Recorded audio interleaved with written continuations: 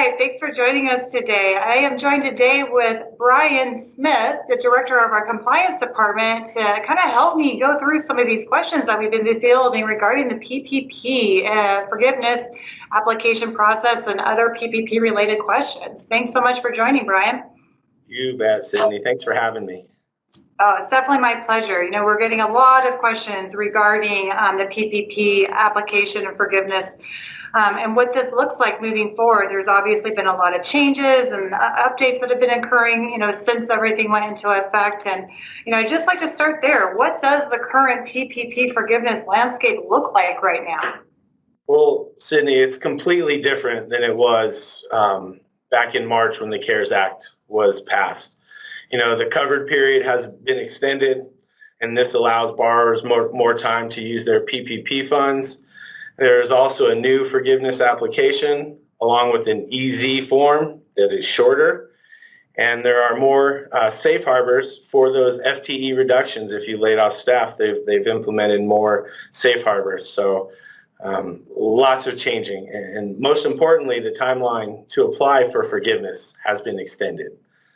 That's the biggest change in my mind. And from a development standpoint, it's like trying to build an airplane while flying it, because the law has, you know, it's been evolving since the day it was passed.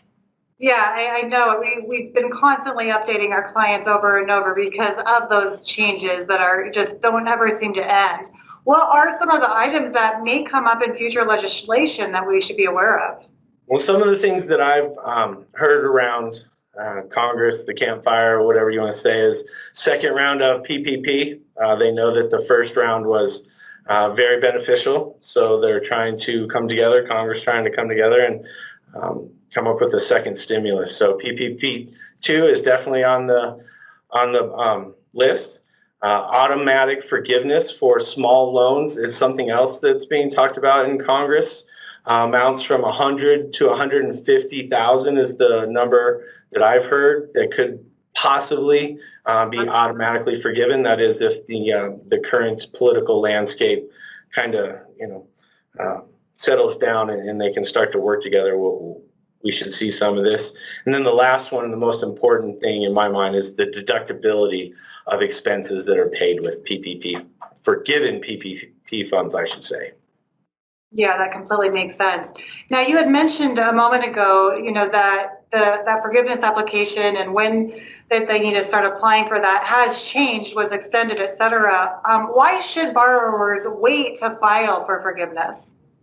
Well, I think right now in my mind, there are two main reasons. One is because the banks are developing their systems to interface with the SBA in a way that they're not accustomed to. And honestly, the banks are looking for beta testers. They need people to start applying for forgiveness so they can test out their systems. Right. And in my mind, you know, I don't really want to be the first one across the desert when we're talking about $150,000 being forgiven. So in my mind, that's the most important one is because those systems just haven't been developed and tested on the lender side and the SBA side. So, and then another one is just waiting for more guidance. You know, I'm sure that there's going to be more guidance come out, and hopefully that'll make it easier to achieve 100% forgiveness. But that's just something we're going to have to wait and see. Yeah, you know, we've had actually many clients start reaching out because their bank are saying, hey, they're ready for them to apply. They need to apply immediately. What should they be doing in this situation if the banks are really, you know, pushing them to apply now? Gotcha, and I can understand from the bank's standpoint because they want to test their systems. I get that. But the first round of PPP rules and regulations did have a different set of terms that were required for borrowers when they started making those payments. And it was 6 months from the day they received their loan that was the original date that they should have started paying that back. But the Flexibility Act, which was passed on June 5th, changed that and gives them 10 months from the last day of their covered period, not from when they received their loan, but 10 months from the last day that their covered period ends. And that covered period could be either 8 weeks or 24 weeks. So if you use 24-week covered period, you have 10 months after that period ends to actually apply for forgiveness before any payments and interest would be due. Wow. So, I mean, that could really extend that process for almost 3 years then. It definitely into 2021. Right. Since the date of the funding. Now, obviously, the main, concern for all, business owners out there right now is actually achieving 100% forgiveness. How can they ensure that they achieve 100% forgiveness? Well, first, with that deadline, make sure that you're reaching out to your bank and make sure that they have they've put on the payment schedule that it starts 10 months after that covered period and not 6 months after you receive the loan. But with that PPP Flexibility Act, a borrower that received their funds before June 5th now has the choice to use either 8 weeks or 24 weeks. And in my mind, it's that 24 weeks period is imperative, because then you have a better chance to hit 100% or very close to 100% in payroll costs on your application.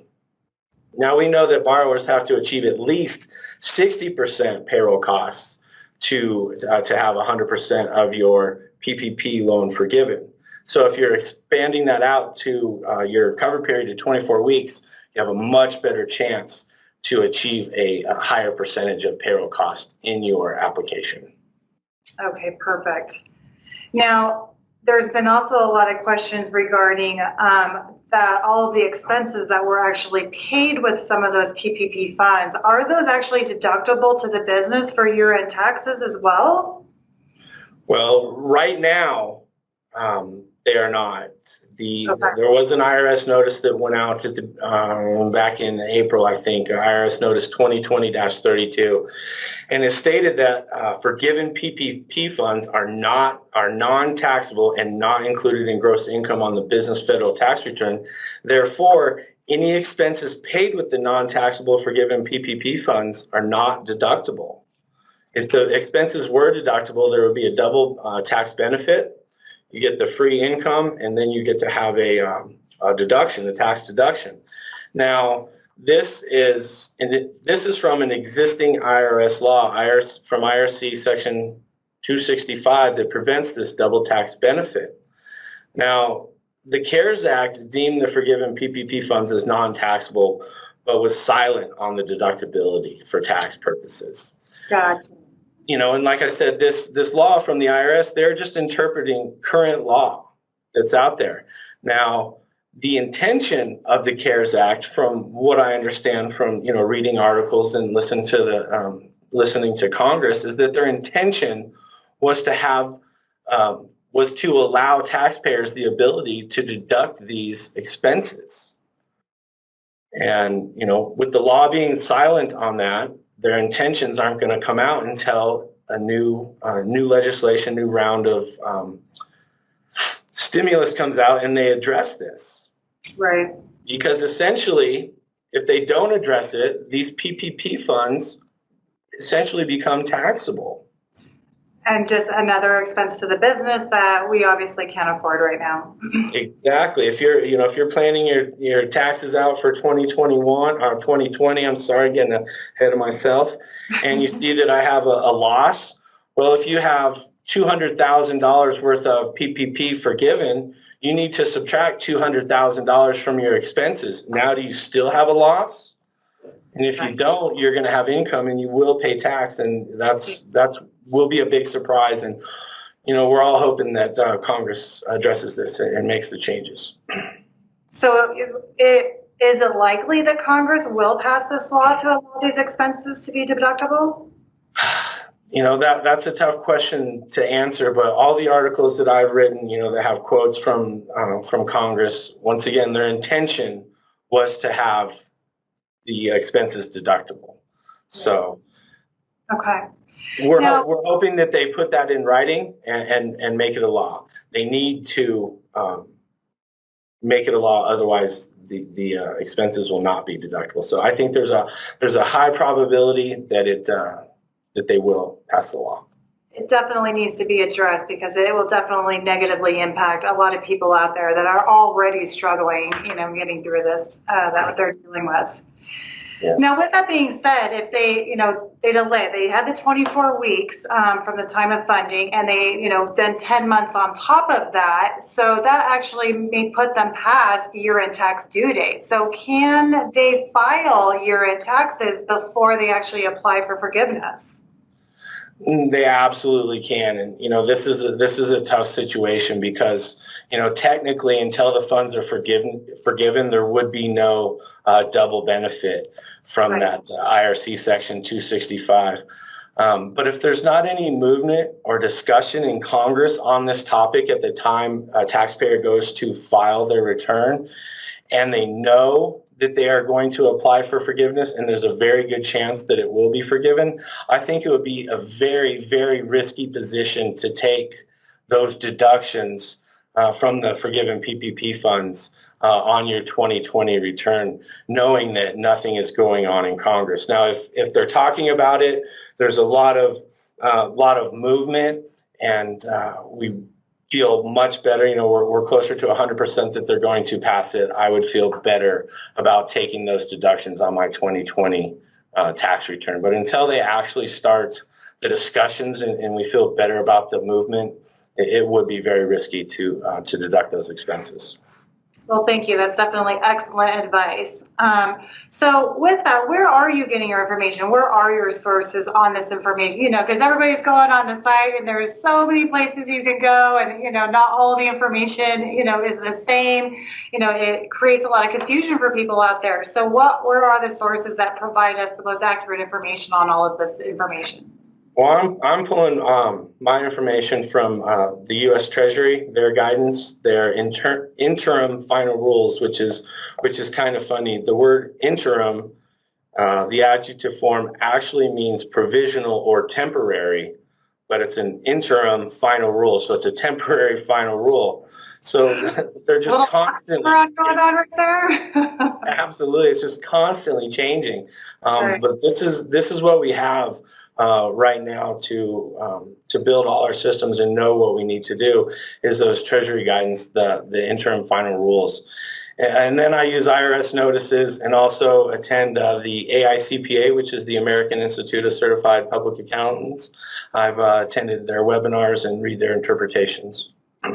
All right, perfect. Thank you. Now, obviously the biggest concern right now are, people now that they've run out of funds, they're getting ready to start this forgiveness application process, and they've got to compile all of this needed information for their banks, for either the easy form or the full length one.